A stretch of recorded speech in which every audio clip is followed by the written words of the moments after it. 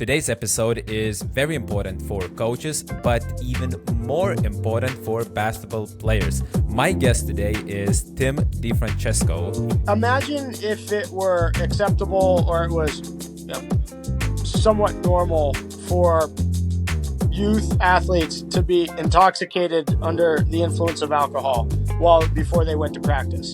Am I saying they ate healthy all the time? No. Kobe loved to have a Snickers bar. If anything, invite failure, because it means you're putting yourself out on a limb and you're stretching your limits, and you're gonna fail when that happens. Approaching him in the hallway and immediately went out to shake his hand, put my hand out, and started to say something along the lines of, Mr. Bryant, I want to introduce myself. My name is Tim. And before I could get any of that out, he just slaps my hand away and says, man, get the F out of here. We got work to do. I already know who you are. Let's go get the work. Let's go get the work done. Hello, everyone, and welcome back to another episode of Basketball Body and Mind. Today's episode is very important for coaches, but even more important for basketball players. My guest today is Tim DiFrancesco, founder of TD Athletes Edge and former strength and conditioning coach for Los Angeles Lakers. And I know now many of the young listeners, players, basketball players are thinking, hey, Tim has worked with the GOAT, rest in peace, Kobe Bryant, for multiple seasons. And he probably has those stories and he can confirm or kind of debunk that myth. But what I want to say to you, what makes Tim special is not that he has worked in the NBA, not that he has Kobe Bryant's jersey with the signature on the wall, and not that he owns world-class facility, but it is the kind of the person that he is. And I want to share a short personal example by this. So when I first reached out to you, Tim, 2017, you replied to me immediately, and not with a short answer, but it was like 300 words letter. 2 years later, I emailed you again if I could come for a visit. You gave me your phone number. I flew over there. You gave me gifts, showed around everything. Everything is like very good. We have had multiple calls about rehab, about struggles that I had over my careers and decisions that I was wondering, should I do that or not? And you never said no to me. And I'm just random coach from, Lithuania. So, Tim, after one of the calls that we had when I was in Israel, I know it's taking a little bit long, but I want to say everything. So when I was back in Israel 3 years ago, you were probably the most important person when I was making the decision, should I start studying physiotherapy or not? And after one of the calls, it was like 12 probably in the night for me, you said, Stan, go for it. And my path was clear for 3 years. And now in this moment, I will be graduating within 3 months. So this episode for me is personal, is very important. I truly appreciate you being here. So thank you for joining us. It's my pleasure. I mean, I think I've always tried to pay it back for the people that gave me the time of day when I was trying to carve out my way and figure my way out and to where I wanted to go. And so it's extra easy to do that with somebody like you who is just really passionate, believes in the craft, in the service that we can provide as knowledgeable strength coaches, physical therapists, and so on and so forth. And so, you make it real easy to pay it back to. And I learn as much from you as you've ever learned from me for sure along the way. So it's an honor to be on here. I'm really excited. Thank you very much. And for anyone if anyone would like to hear more stories about Kobe Bryant, Tim has done a like probably that's the episode that I have sent to the most people I have ever sent. And I listened again last week. I will put it in a show note. So there are many stories about Kobe Bryant, about how he was as a person and as an athlete. So you definitely check the description and you will see that link to there. But I still need to address, Tim, the elephant in the room, and everyone is waiting. So could you please share like one like story that maybe comes first to your mind, or like the most memorable with the Kobe Bryant? Yeah, I mean, I think it's funny because I think that one of the stories that best captures Kobe and my relationship with Kobe was the very first time I met him.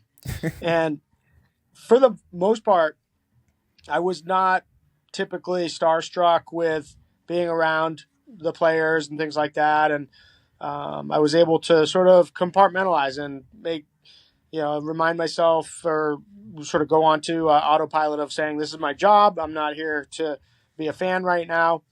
But with Kobe, it's a different level. So, there was sort of like my mind was racing and, couldn't believe I was approaching him in the hallway and immediately went out to shake his hand, put my hand out, and started to say something along the lines of, Mr. Bryant, I want to introduce myself. My name is Tim. And before I could get any of that out, he just slaps my hand away and says, man, get the F out of here. We got work to do. I already know who you are. Let's go get the work. Let's go get the work done. So I think, that piece of it was in some ways really assuring for me to say, okay, that's it. He's here to work. I'm here to work. That's easy for me to do. That's what I do best. And so let's get to work. And so it kind of put me at ease, I think, going into it. And then from then on out, I learned a lot from him. I mean, right away to lead that into another sort of anecdote. I realized that he would have his eyes closed during a lot of exercises, even though I wasn't asking him to do that. And what I realized afterwards was that he just was one of his superpowers was the ability to just be strictly in the moment that he was in at all times and get the most out of whatever moment it was. He did a lot of stuff. He covered a lot of ground. He poured himself into whatever it was that he was doing.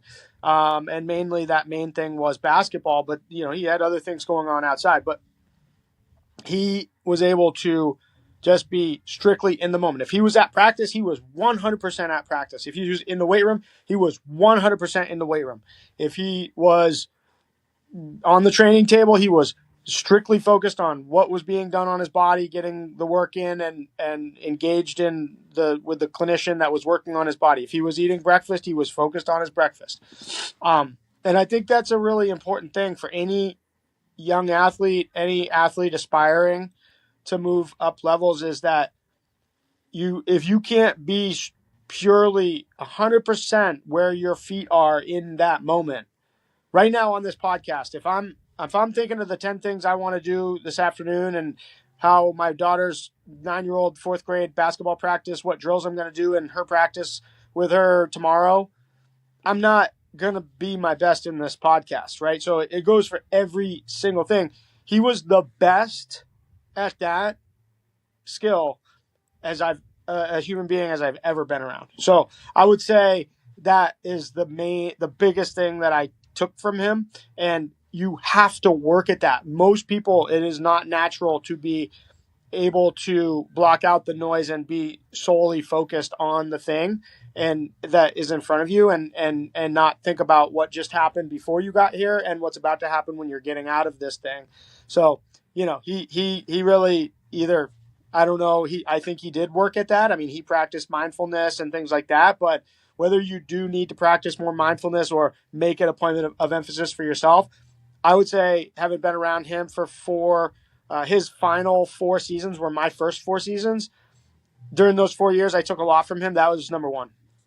Yes, I mean, probably right now, like it's even more important because we have so many different like so many distractions, like phone, of obviously, that obvious number one. And even like right now, as you said, recording this podcast, I'm in this moment, and you know how my kind of on the phone, my mode right now is called mindfulness, meaning nobody ever can contact me in this moment because it's on the mindfulness mode. So it's funny you mentioned that. Love it. Is that something that you kind of see that people are not maybe either paying attention to, or that you have not met that many people who are focusing that much, and they are usually are distracted? Yeah. Yeah, I think so. I think it's really hard and sometimes even scary for people to be all in on that on the thing in front of you. There's sort of two parts to that. One of it it is challenging to your our mind is in some ways designed to wander and go Mm-hmm. different directions. But the other part of it is it can be scary to go all in on something, because what happens if you go all in on something and it doesn't work out well? It doesn't, go right. And I think that's the other piece that I learned. One of the other pieces I learned from Kobe is never, ever, ever fear of failure. If anything, invite failure, because it means you're putting yourself out on a limb and you're stretching your limits, and you're gonna fail when that happens. And being, inviting failure instead of fearing failure, I think is really important. But yeah, I think a lot of people do struggle with compartmentalizing and being all in on the one thing that is in front of them, and then move on to the next thing when that timeline or that time limit is up, or that meeting is over, or that practice is over, that kind of thing. I think people will be surprised if they were able to give themselves the opportunity more to be completely all in and give their all, and be locked into whatever moment they're at, and whatever in front of them at that moment.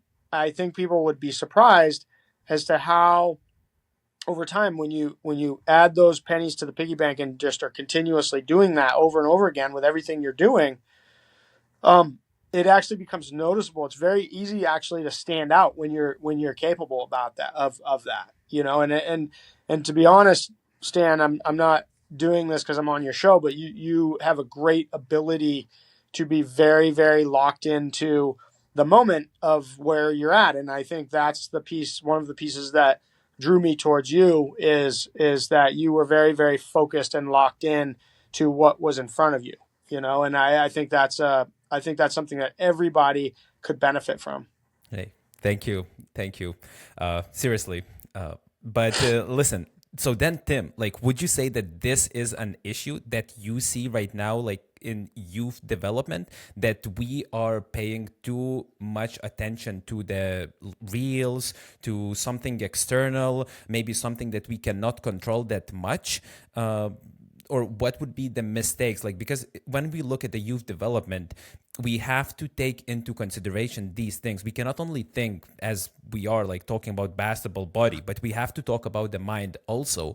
So when you think about all these three areas, you would say that this would be the main issue right now, like in development of youth, not being able to kind Yeah, of I work mean, on the let mind. me. Uh-huh.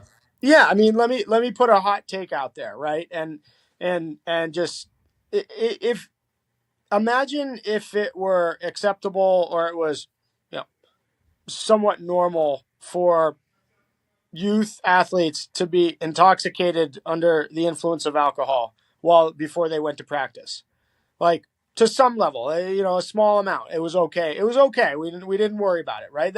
That's not normal, and that would not be acceptable. But let's say it was like, I don't know that there's as much of a difference between that and having a kid spend 3 hours on their phone scrolling through social media right before they're about to go to practice. Your mind is dampened. Your Yes. senses, your reaction time is dampened. I'm not saying that scrolling on your phone is the same as drinking a bottle of beer. But I am saying that there are similarities in how our senses are dampened and our mood is impacted and changed. More depressive moods, more irritability, things like that, less ability to focus on shorter attention spans. Those are proven physiologic changes when we've now had lots of evidence of people and lots of time to see what happens when people scroll on their phones and get into that sort of mindless tunnel of the internet and of social media. And that's not even to mention, like, if you get into the darker parts of it where you begin comparing yourself to other people out there and things like that. And so, I think that it is fair to say, like, there are some similarities to those two things but we would never, ever accept or be okay if we knew outright that people 3 hours before their game were enjoying, 15-year-olds were enjoying a couple of beers before the practice, right? I mean, that would send people into an outrage. And so I think that that's the piece of, listen, I have a 6 and a 9-year-old daughter. They have screen time. I'm not I'm not running a monastery with a bunch of monks, right? and like, they are going to have some screen time. We try to time it the right way. We try to educate them about it's not, there are negatives to this. Your body, your mind, your brain does not necessarily know how to process this type of interface. And so it struggles. And so it responds with these types of moods or these types of behaviors and that kind of thing. And we don't want you to be in a position where you're running against the current all the time. And that's why we have limits. We have boundaries as to how much screen time, when can we have that, and that kind of thing. And what types of platforms we're allowing you onto, right? And so, listen, nobody in this world is going to go around living in a cave in a monastery like a monk.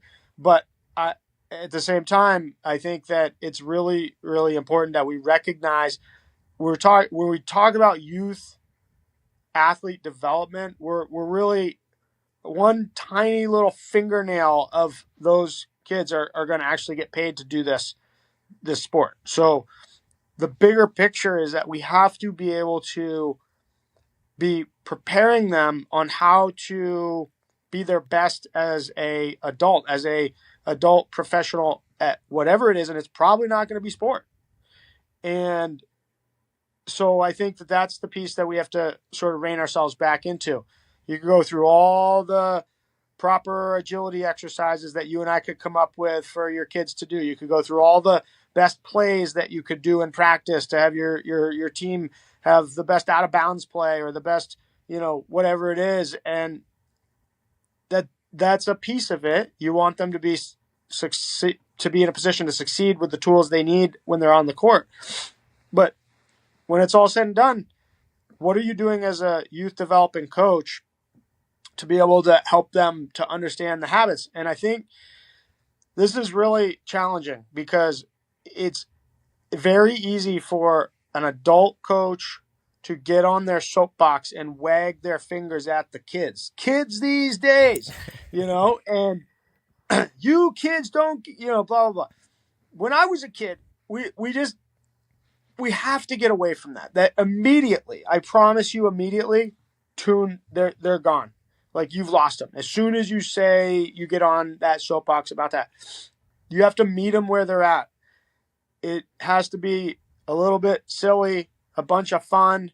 It has to be some learning, some accountability along the way. Like, you have to find ways where you can empower them, but recognize them. The biggest thing that these kids want, they want to know that you believe in them, not just in the sport, not just to make a layup, that you believe in them as the adult in the room, as the coach, as the teacher. Sometimes I don't even like to use the word coach because I think a teacher is the better word. Yes.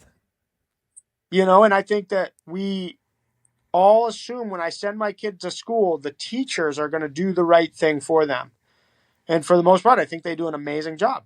For some reason, it's acceptable for coaches to lose their mind and do none of the stuff that teachers would be doing. Mm-hmm. And in fact, if teachers were doing what coaches were doing in youth development environments, they'd be fired.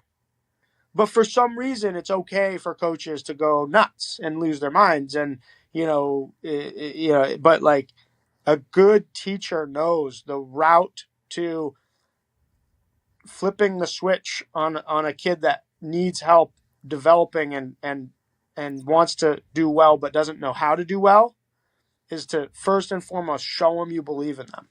Yes, yes. I mean, I could not agree more. Even like the word, as you say, teacher is something that we teach the others, and we are coaching, but we are teaching them, and it can be teaching them through basketball, through strength and conditioning, how to succeed in life, because maybe they will learn the importance of routines, the importance of focusing on oneself in order, like oneself improvement in order to move forward. And maybe if you will not become professional basketball player, maybe you will become professional, I don't know, accountant, like something. But those habits, routines will lead you to the success, taking care of your body or your mind, not comparing yourself to the others. But when you mentioned that like a little piece, like a fingernail amount of athletes will be able to succeed. When you look at the player,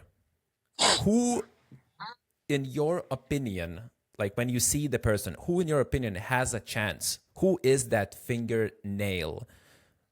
If you understand my question, who has a chance to reach to the next level, to go pro, in your opinion? When you see a person, is there something that like a bulb would light up and you would say, oh, he might have a chance? I think a lot, he, she, right? I Yes, mean, he she. or she, but like, I think that a lot of it, there is a level of it that is, um, you know, body size, athleticism, Mm-hmm. skill set, and you can work at that. So I'm not saying that there are certain people that are just gifted with that. They all had to work to have that at some level. But I mean, if we're talking about basketball, the way the game is played today, if you have a young athlete who is a little bit taller, a little bit longer, a little bit more kinesthetically aware and can move their body a little bit more fluidly, naturally, and then they're willing to let me step back for a second. What if we were looking at this from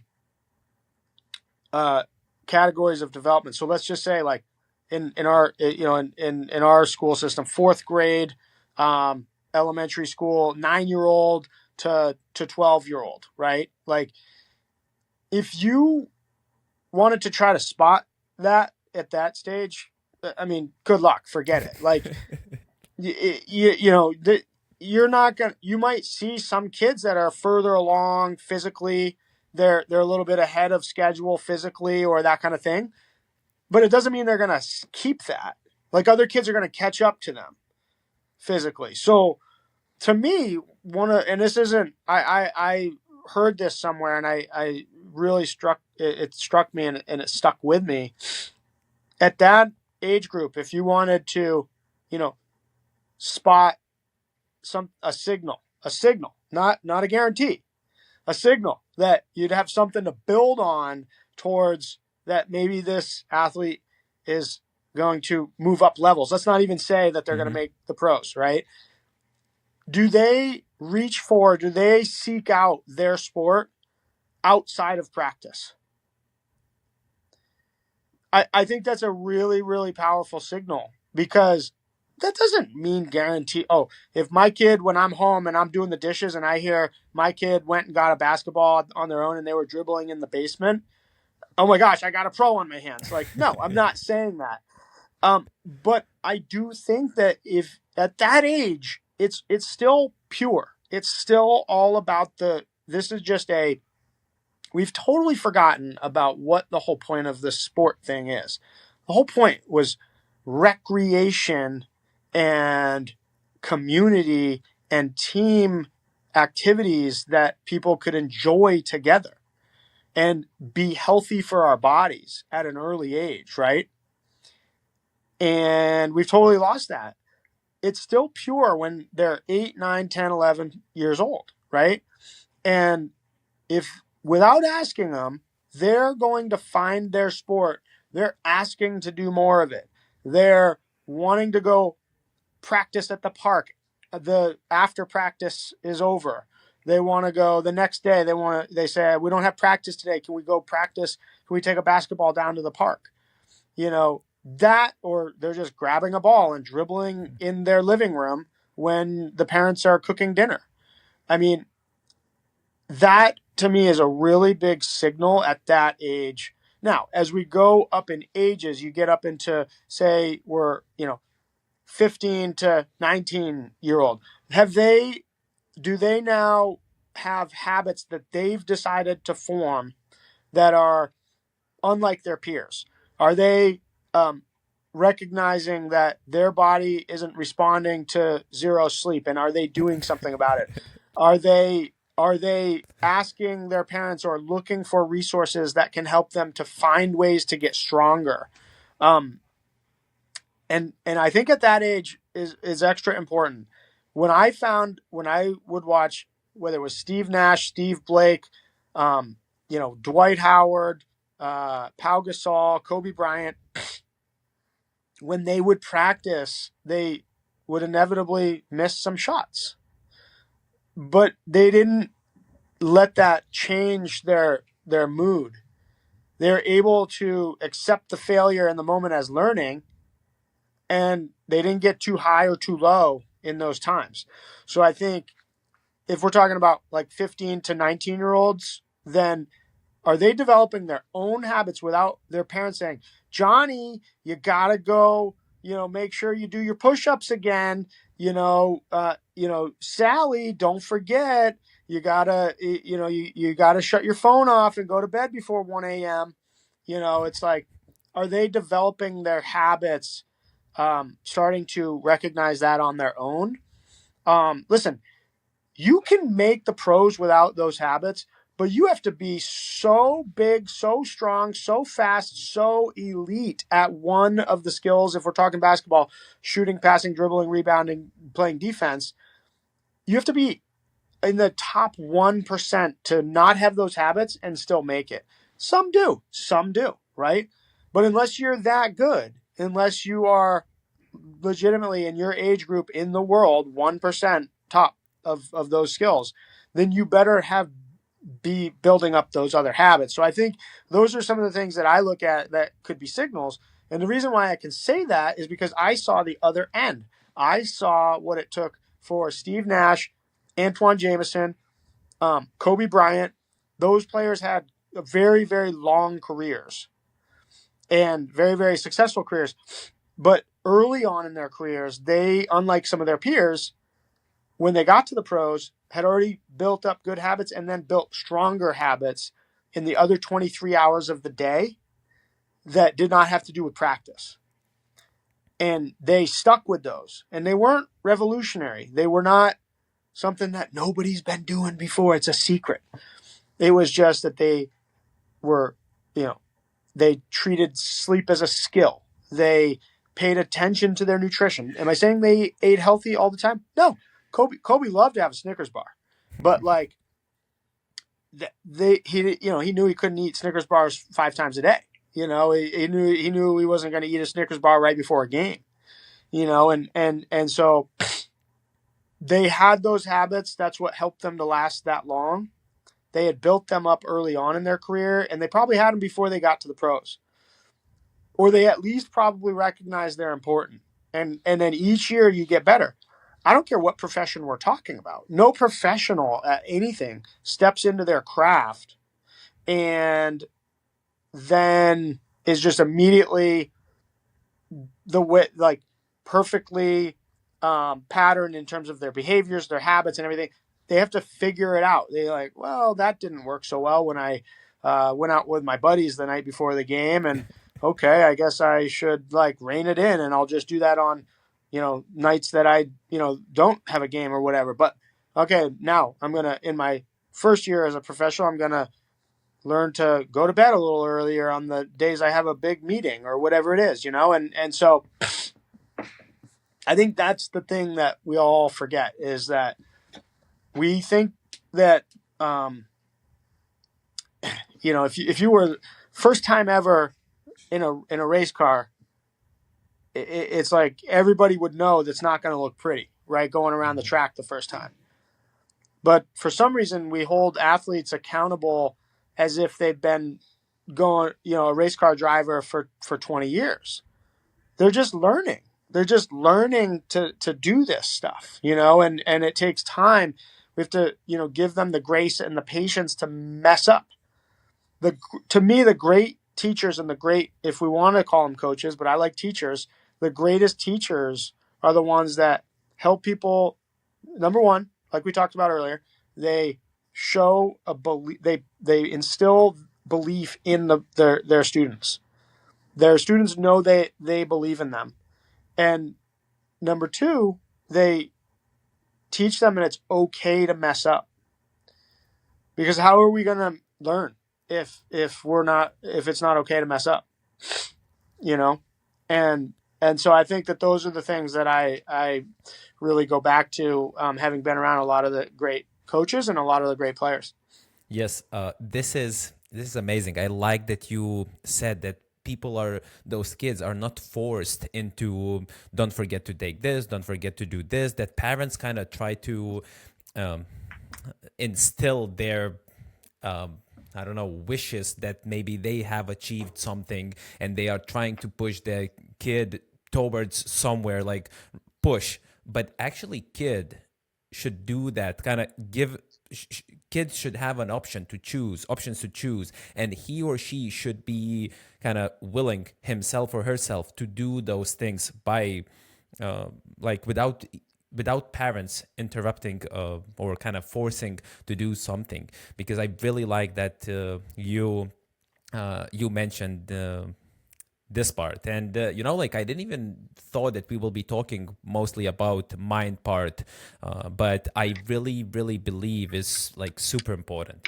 But if you would go to the body part, in terms of like strength and conditioning, what do you think is important at that age? Maybe even two groups, like 12 to 15, 16 to 19 years old. What should they focus on in that ages? Okay, so 12 to 15, it should be a lot of gamified exercise. It should be challenge the group, two teams of kids to accomplish these things. Which team can accomplish these physical tasks, faster, if we're talking about on-court conditioning or something like that. I just think, the days of having those athletes go to the end line and run gassers until they want to puke, because you think you're going to make them better conditioning, it's a great way to lose your group, and so I think if we're talking about stepping back off the court for a second, I think you want to be helping them to understand, first of all, let's debunk the myth that they should not do any resistance training because their growth plates are going to be stunted, right? So that's not accurate, unless, of course, like you were to put a 400-pound bar on a kid's back and they're 12 years old and it collapses their spine. Like, yeah, that would hurt them. That would also hurt a 28-year-old, right? So, like, it's you can do resistance training, things like farmer's carries, being able to develop grip and have your body have to organize to walk and hold something heavy, things like push-ups, things, they can do external loaded resistance exercises like squats and lunges, and they need to do those things to learn to develop the strength and the endurance and the durability, but also to learn how to organize your body when forces are applied to it. Now, in any age group, I don't care if we're talking about 10-year-olds or 60-year-olds, if you put too much weight on them, then that's not a good thing. But it has nothing to do with a kid should not be lifting after the age of, 8 or 9 or 10. They can do those things. It just, most of the time, I don't think until you're about 12 to 15 years old, you probably shouldn't be in my opinion, a formal lifting program. I think that it should be much more about, just learning to move your body and gamified exercise type of formats before the age of 12. Then you can get more of a formal approach. because you don't want them to become burned out or bored with the program. And so I think that working on those types of things, learning how to land, right? Jump up, how do you land? How do you absorb force? Teaching that when you're working with a 12 to 15-year-old is really important, because then when they get to 15 to 19, they all want to be touching the rim. And if they've never been taught the landings or they develop the absorption capacity of those forces, it can be problematic. But I think the other thing to think about is today's game of basketball, and we see this at its worst at the NBA level, at the professional level. Today's style of basketball is a much more explosive, forceful, repetitious game than it ever has been.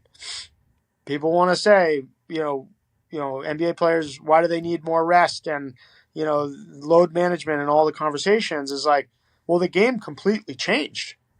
And so that's really at every level too. It didn't just change at the NBA level. It changed at every level. And so the way the game is played is much different. You need to prepare the body for that. Yes, you need to be factoring in some calculated rest periods, but the answer is not to just give people more rest. The answer is to prepare the body for these more jumps, more landings, more turns and cuts and explosive changes of directions than the game has ever seen before. And so your training should begin to mimic that as you get up past that 12 to 15 age group. It should begin to mimic some of those patterns that are out there on the court. Part of it is traditional, tried and true. You need to load those joints, those tendons, those muscles, those ligaments. You need to lift heavy stuff with good form. And that mostly pertains in basketball to the lower body, but still, core, upper body, you do have to brace yourself when you land with your wrist, with your forearm.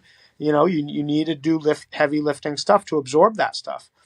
I think people used to be able to get away with not doing a lot of resistance training in and around the sport of basketball. It wasn't as popular. It wasn't like American football, where from the day that sport was invented, there was weightlifting involved. You have right? done It a was presentation for players in Lakers, right? Yeah, exactly. And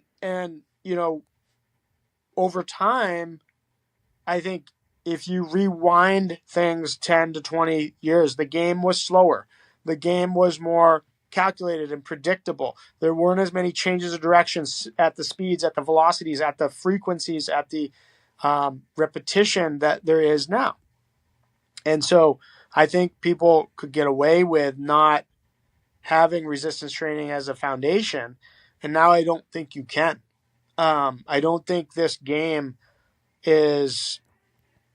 I don't think you can play this game a long time without having resistance training as a big ingredient and foundation of what you do. Yes. So you would say that for that 16 to 19, we should ramp up and maybe do a little bit more of those specific movements, either like specific basketball, I say movements, but also at the same time lifting heavier and not being afraid to load, as you said, lift heavy with great form. So it cannot be perfect if we are pushing heavy weights. I mean, your form will change a bit, but it still has to look decent. So from that older age, you would be aiming with that type of exercises. Yes, absolutely. Yeah, I think it's a big advantage by the time you get to a either club or college level.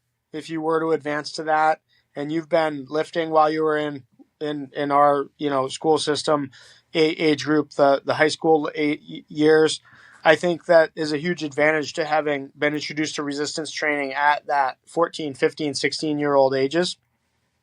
Huge advantage.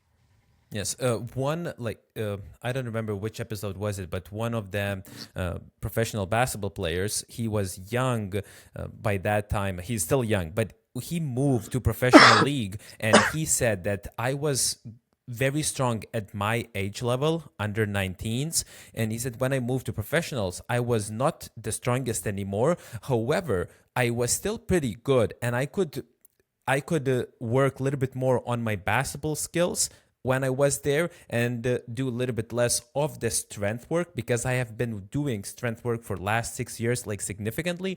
And he said that really, really helped me to transition to the pros. And when I was there, they would be bumping me, setting the screens. I would be like hitting collisions, everything. He said, but the strength really, really helped me. So I don't know if you have seen this transition from youth to the seniors levels. Yeah, I think that it. Um, I mean, I saw a lot of it when I was with the Lakers. We had some pretty high draft picks those years, and so we would be drafting 19-year-old kids a lot, and um, good comparison. They're both very successful players now, but um, a really good comparison would be somebody like Julius Randle was physically very, very prepared for the NBA game. I mean, he's now even more so. He's honed in on his body even more so. But he was a big kid, big guy, and he was not afraid to lift weights and that kind of thing. Somebody like Brandon Ingram was physically much different than Julius Randle, and now Brandon has and he and I worked a lot in the weight room together, but Brandon had a much steeper climb in the weight room than Julius did. And I think they both are, both of them are arguably all-star level players, at this stage, and they found their way. They eventually got in a position where their skill could really shine, but they both had to take different paths to that. And if anything, Julius had to trim down a little bit, and he had to, not have so much bulk to carry around, and Brandon had to pack on a little bit because he had to be able to withstand the forces of the league and other players contacting him at that impact level and that kind of thing. And so I've definitely seen different paths to that. And it's always evident to me when you have a young athlete who has already been exposed to strength training versus an athlete who is getting exposed to that later on. Yes, yes, very nice comparison, and it also shows that like it can be too much if you are, as you said, like carrying extra muscle mass. Even though it's muscles, it can be extra load for your body, and you will be struggling. But like you also had that experience in G League and in NBA, and if you would compare. Either like it can be G League and NBA, but let's say those younger athletes to the older professional athletes, what are those most biggest differences in how they approach development or how they approach recovery, how they approach life? What would be the differences between those two levels? Yeah, the biggest difference is that they treated the other 23 of the hours of the day as more as time to what their choices and the behaviors and the things they did in those 23 hours they were making those based off of the better choices I make there, the better my game will be. When we're talking about the pros, when we're talking about the NBA players, the G League players, most of them struggled to make that connection. Most of them worked very hard on the court in practice. Some of them got extra work afterwards on shooting and stayed after and did some extra work. But most of them, I would say, did not make the connection that what I eat, how I sleep, how I take care of my body, and what I do outside of the practice time directly impacts my ability to get up again tomorrow and be better. And so it's a lack of connection in their mind they just couldn't make and then you'd have a couple of players in that G League and it was the D League when I was there, but we'd have a couple of players where they could make that connection, and over time they could leverage that connection into standing out and getting out. That's the whole point. The whole point of the G League is to get out of there. You don't want to be there forever. You know, if you're the all-time leading scorer in the G League, I mean, it's not nothing, but it's not ideal, right? And Yes. and so I think that was the biggest difference, is that awareness that I have to take 24 hours in a day, and I have 24 hours of opportunity, not just 1 hour. If practice is an hour and the only opportunity you see is in that hour for you to advance, you're not going to do well, because you just wasted 23 opportunities in the form of an hour of the day that some other players might be taking advantage of. Yes, yes. You know, like I would like everyone to think in their heads this example, that maybe you have example of somebody who is young player, and regardless of all those 23 hours, they still kind of made it to the pro league. But think about example who stayed in the league, who did not pay attention to those 23 hours. If you are 18 years old and you have a friend who had played in the highest league in your country, but you know that he didn't take care of the sleep, or she, or they didn't take care of the nutrition, but they still made it, you can think, yeah, but he didn't pay attention to recovery and he made it. Yes, but let's see who wins the long game. So it's very important for everyone to understand. Listen, Tim, I could talk and talk more and more, but I still want Well, let to. me just make Uh-huh, one point to that. definitely. That's such a good point, because listen, here's the thing. Yeah, that's going to happen. But those are those 1%ers that none of us are that. Like 99% of us are not the 1%, right? Physically, height wise, listen, I'm not going to grow to 6'7". That's not happening for me. Right. So You said six like, seven for like especially for this population, right? You wanted to yeah, mention that. exactly. Like, exactly 6'7". But it's not, you are not, there's a great chance you're not going to be in that 1%. But so don't ever compare yourself. First of all, don't compare yourself to anybody but you, because comparison is the thief of joy. But like, look at, so definitely don't compare yourself to those 1%ers, because they could cheat the system. Maybe they could cheat the system for a long time. Don't worry about that. You're not, you are comparing yourself to you. You have to put yourself in the best position. So if you're not in that 1% and you can't cheat the system, even if you were in that 1%, why would you want to cheat the system? But maybe you can. But don't let yourself be thinking like, well, they did it, so I could. Like, no, you can't. You definitely can't. Because I can almost guarantee you're not in the 1%, and that's not a knock on you. Lots of people that are not in the 1% do make it, but they have every percent off of that 1%. You have to be tighter and tighter and tighter to the habits 23 hours of the day outside of practice. Yes, yes, exactly. I like it a lot. Look, last part of this show is short questions. You can expand as much as you want, or you can answer one word. I used to do just one word answer, but actually I like it more when you have a chance to expand or just say as little as you wish. Is that clear? You don't have to give me special rules just because I don't know when to shut up. Okay, listen.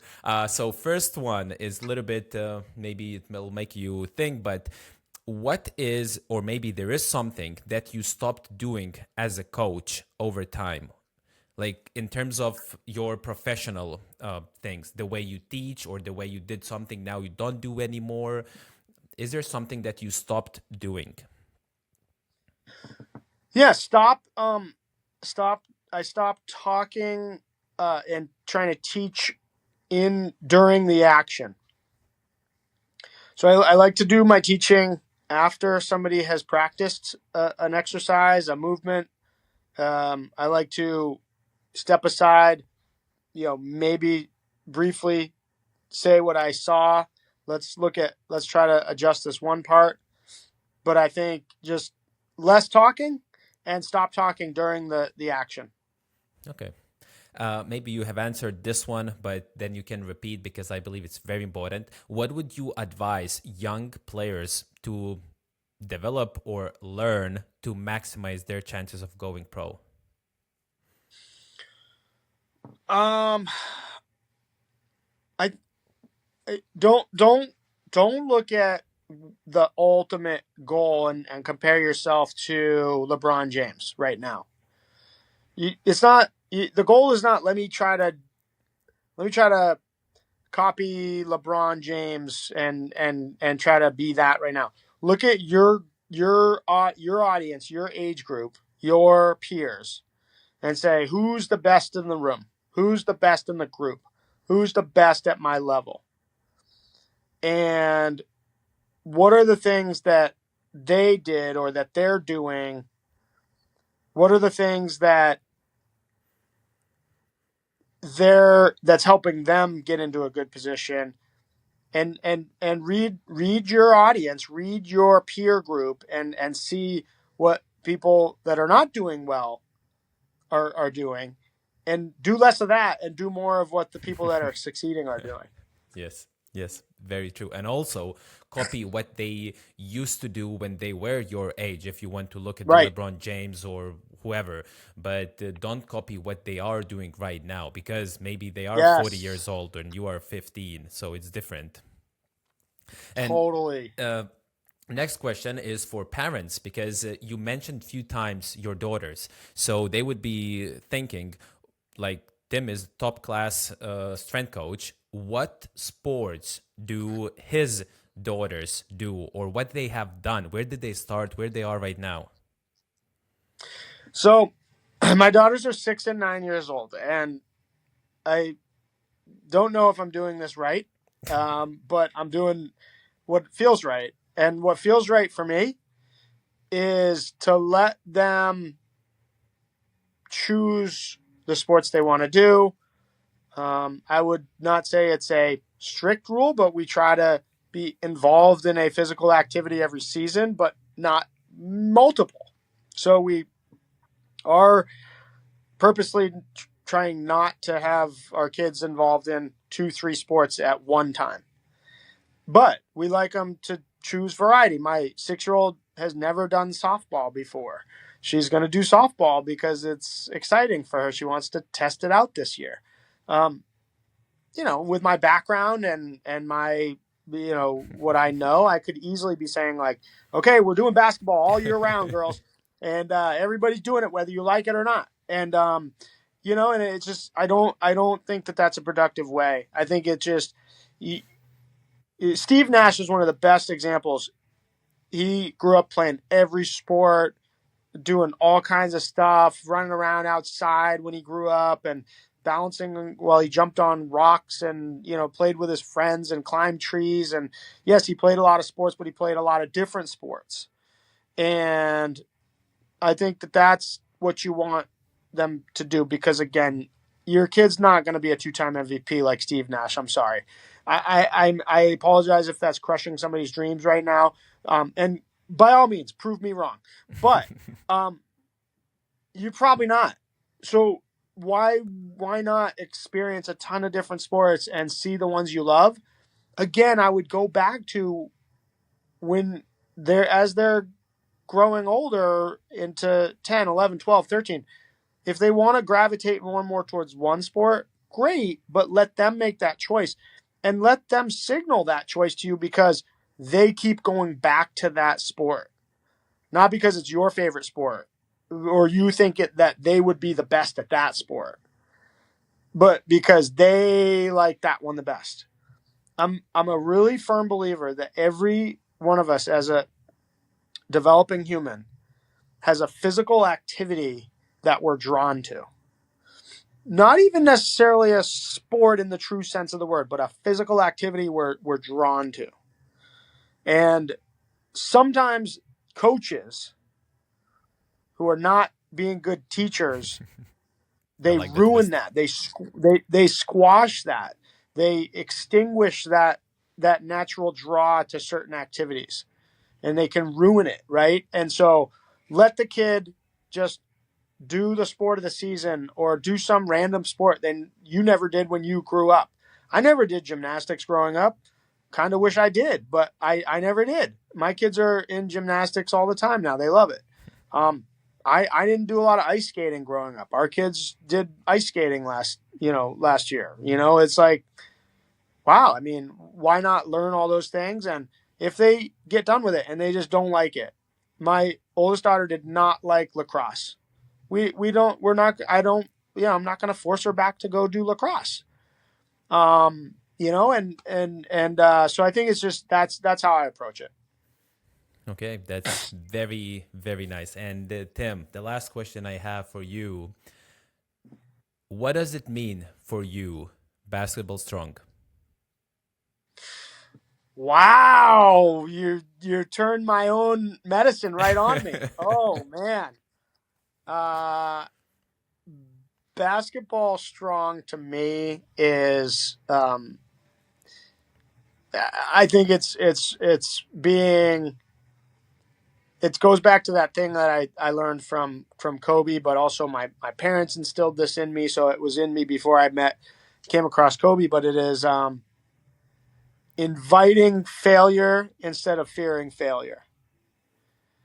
Because it means basketball, if we look at it in a basketball lens, if you want to learn the game of basketball, there's a lot to learn. There's a lot of fancy dribble, hand-eye coordination, motor skill. There's a lot of skill work to learn in that game. And you better be willing to be silly about it. You better be willing to fail, practicing an in and out to a crossover to a spin move. I mean, you're not going to get that right the first time. Or the 20th time. And so to me, basketball strong has nothing to do with basketball. It is a great term that you could apply to anything of be willing to put yourself out there, fumble, fail, be silly with it, learn from it, learn. And if you can do that in anything that you're doing, I think that's the greatest sign of resilience, of grit, determination, is being able to be okay not being awesome at something. So that's basketball strong to me. That's amazing. That's amazing. And each episode I summarize in 3 kind of key takeaways. So for listeners to better understand, I could summarize probably in 8, but I'll still stick to my 3. So first one would be the very last thing you said, invite the failure. That could be your motto. Like if you miss, like next play, go learn. If you missed, you learned. Like I know it sounds like a cliche, but as you, Tim, said, those greats, they were living that motto. Second would be 23 versus 1 hour. What you do on 1 hour is important. Of course, it's important how you practice and which exercises you do and which drills you do. It's important. But how you approach those 23 hours, what are left for you, they are significantly important. There's 23 times more of that. So you really need to pay attention if you want to maximize your chances. And the last probably would be where your feet are. Like even if you will not become professional basketball player, maybe you will enjoy. Maybe you will play till you're 50 or 60. Maybe you will not become professional basketball player, but you will learn those techniques and routines and everything. And maybe you will become not a coach, but a teacher. Who knows? But you have to be where you are right now and take the most of it. So I really took a lot from this podcast, from this episode with you, Tim. Thank you very much. Very much. If someone would like to connect with you and listen more to you or just learn from you, what would be the best way? Yeah, the best place on Instagram probably at TD Athletes Edge, and yeah, I'm pretty open there, and I try to post regularly now. Moving forward, I'm a bit more active. Welcome back. And so. Welcome back, baby. It's good to be back. So yeah, that's the best place to find me. You could go to our website, www.tdathletesedge.com, but those two places. Definitely check it out. It's in the show notes also. Everyone, thank you for listening. Subscribe and share this episode with someone who might find this useful. This is the best way to support us. But for now, keep training basketball, body, and mind.